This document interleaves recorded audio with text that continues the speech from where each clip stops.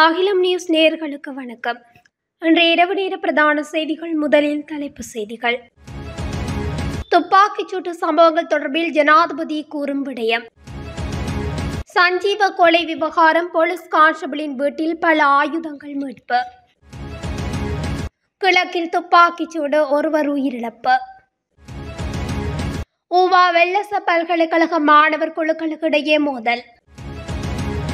நாளையும் நாட்டில் அதி உயர் வெப்பநிலை.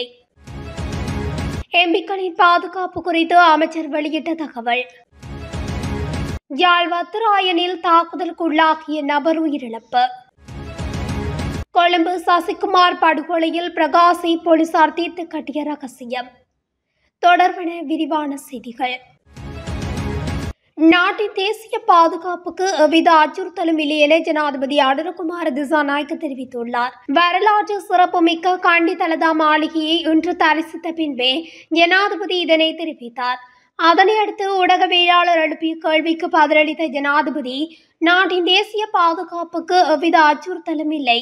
பாதாள குழுக்களிடையே மோதல்கள் வலுப்பெற்றிருந்தாலும் அது பொதுமக்களின் பாதுகாப்புக்கு சிக்கலாக அமையவில்லை. இதுவரையில் அரசியல் அனுசரணையில் வளர்ச்சி கண்ட பாதாள குழுக்களை முழுமையாக கட்டுப்படுத்த தற்போதைய அரசாங்கம் நடவடிக்கை எடுக்கும். அதேபோல் உள்ளூராட்சி தேர்தலை மிக விரைவில் நடத்துவதற்கும் அரசாங்கம் எதிர்பார்க்கின்றது. தேர்தலை நடத்துவதற்கு தேர்தல்கள் ஆணைக்குழுவிற்கு எந்தவித சட்ட ரீதியான தடைகளும் இல்லை. அதற்கு தேவையான நிதியையும் அரசாங்கம் ஒதுக்கியிருக்கும் நிலையில் தேர்தல்கள் ஆணைக்குழுவினால் அதற்கான திகதி விரைவில் அறிவிக்கப்படும் எனவும் ஜனாதிபதி நம்பிக்கை தெரிவித்தார். புதுக்கடை நீதிமன்றத்தின் 5ஆம் இலக்க நீதிமன்ற அறைக்குள் பாதாள உலக தலைவர் கனேமுல்லே சஞ்சீவ சுட்டுக் கொல்லப்பட்ட வழக்கில் கைது செய்யப்பட்ட அதுருக்கரிய போலீஸ் கான்ஸ்டபிளின் வீட்டில் மறைத்து வைக்கப்பட்டிருந்த பல தோட்டாக்கள் மற்றும் ஒரு சொகுசு கார் கைப்பற்றப்பட்டதாகவும் போலீசார் தெரிவித்துள்ளனர். 12 போர் ரக துப்பாக்கிகளுக்கு பயன்படுத்தப்படும் 7 தோட்டாக்கள், M16 ரக துப்பாக்கிகளுக்கு பயன்படுத்தப்படும் தோட்டா, ஒரு மின்னணு தராசு மற்றும் ஒரு சொகுசு கார் ஆகியவையும் போலீசாரால் பறிமுதல் செய்யப்பட்டுள்ளன. குறித்த கொலை சம்பவம் தொடர்பாக 2 போலீஸ் கான்ஸ்டபிள்கள் உட்பட 8 பேர் கைது இதுவரை செய்யப்பட்டுள்ளனர்.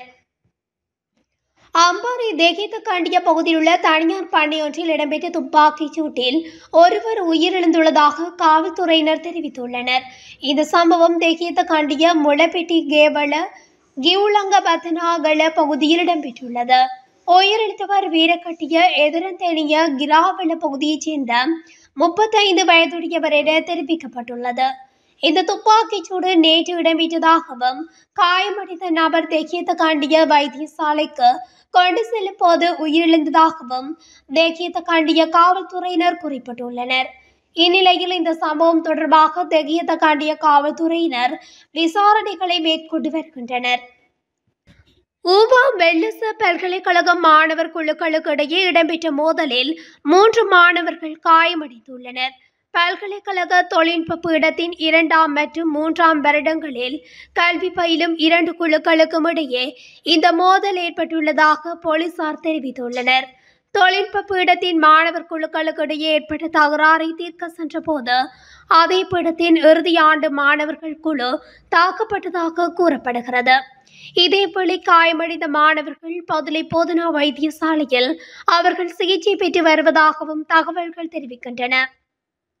நாட்டின் பல மாகாணங்களில் நாளைய தினமும் மனித உடலால் உணரக்கூடிய வெப்பநிலையானது எச்சரிக்கை மட்டத்துக்கு உயரக்கூடும் என வளிமண்டலவியல் திணைக்களம் எதிர்வு கூறியுள்ளது. அதன்படி மேல், வடமேல், வடக்கு, வடமத்திய மற்றும் சப்ரகமுவ மாகாணங்களில் வெப்பநிலை எச்சரிக்கை மட்டத்துக்கு உயர்வடையக்கூடும் எனவும் அந்த திணைக்களம் தெரிவித்துள்ளது. இதன் காரணமாக வீடுகளில் உள்ள முதியோர் மற்றும் நோயாளர்கள் தொடர்பில் அவதானத்துடன் செயற்பட வேண்டும் என அறிவுறுத்தல் விடுக்கப்பட்டுள்ளது. நாடாளுமன்ற உறுப்பினர்களின் பாதுகாப்பிற்காக காவல்துறை அதிகாரிகளை வழங்குவது குறித்து அரசாங்கம் இன்னும் எந்த முடிவும் எடுக்கவில்லை என்று பொதுமக்கள் பாதுகாப்பு அமைச்சர் ஆனந்த விஜயபால தெரிவித்துள்ளார். அதாவது நாடாளுமன்ற உறுப்பினர்களுக்கு காவல்துறை பாதுகாப்பு வழங்குமாறு கோரிக்கைகள் விடுக்கப்பட்டிருந்த நிலையில் இந்த விவகாரம் குறித்து ஆராய்ந்து உரிய நடவடிக்கை எடுக்குமாறு பதில் போலீஸ் மா அதிபருக்கு சபாநாயகர் அறிவித்திருந்தார்.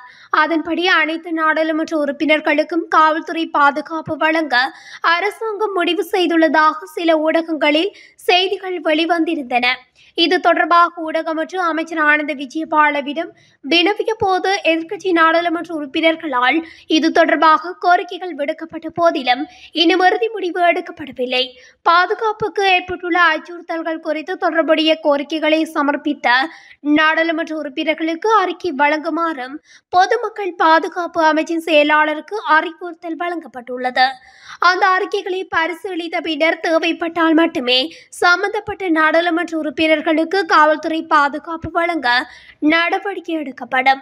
எனினும் ஆளுங்கட்சியின் எந்தவொரு உறுப்பினரும் பாதுகாப்பு தொடர்பாக எந்த கோரிக்கைகளையும் முன்வைக்கவில்லை.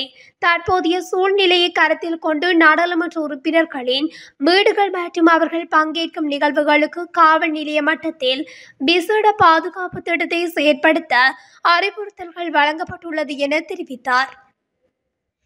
பழுத்த காயங்களுடன் யாழ் போதனா வைத்தியசாலையின் அவசர சிகிச்சை பிரிவில் சிகிச்சை பெற்று வந்த வடமராட்சி கிழக்கு வத்ராயன் பகுதியைச் சேர்ந்த நபர் இன்று சிகிச்சை பலனின்றி உயிரிழந்துள்ளார். யாழ் வடமராட்சி கிழக்கு வத்திராயன் பகுதியில் கடந்த 19ஆம் தேதி அன்று மாலை 4 மீது வவுனியாவிலிருந்து வந்தவர்களால் மோசமான தாக்குதல் நடாத்தப்பட்டது.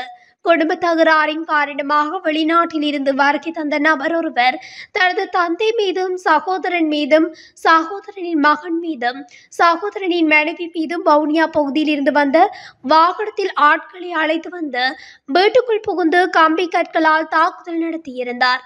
அடிகாயங்களுக்குள்ளான 4 மருதங்கேணி பிரதேச வைத்தியசாலையில் அனுமதிக்கப்பட்டு மேலதிக சிகிச்சைக்காக 2 பருத்தித்துறை ஆதார வைத்தியசாலைக்கு மாற்றப்பட்டு அங்கிருந்து ஒருவர் யாழ் போதனா வைத்தியசாலையின் அவசர சிகிச்சை பிரிவில் அனுமதிக்கப்பட்டார். இந்நிலையில் சிகிச்சை பெற்று வந்த வடமராட்சி கிழக்கு வத்ராயன் பகுதியைச் சேர்ந்த நபர் இன்று சிகிச்சை பலனின்றி உயிரிழந்துள்ளார். அண்மை காலங்களாக இலங்கையில் பல துப்பாக்கிச்சூடு சம்பவங்கள் பதிவாகி வருகின்றன. இவை தொடர்பில் பொதுமக்கள் மிகவும் அச்சம் அடைந்திருக்கும் நிலையில் இந்த பயங்கர சம்பவங்களின் பின்னணி குறித்து கவனம் செலுத்த வேண்டிய தேவை ஏற்பட்டுள்ளது.